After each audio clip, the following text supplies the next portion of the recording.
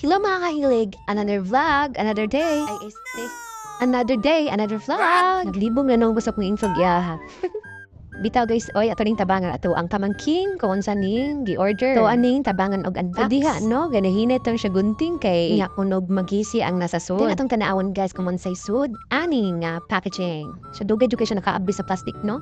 So naka-decide ko nga ako ano lang siyang tabangan. So mo ni siya guys. Kaya ako nang ablihan ni iyahang unsay sudan ni. So nagkatawa ko guys kay porting gamaya niyang tag-iya dako.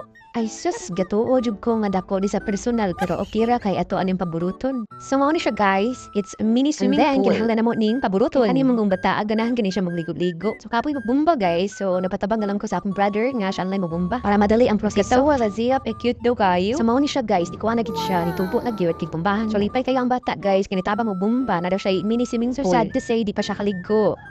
Kayalantan man siya. So, anak lang siya guys. Maybe sa midugma pa siya makaligo. Ano nga iya mini swimming pool. So, mauna ni ang size sa mini swimming pool nga napalit.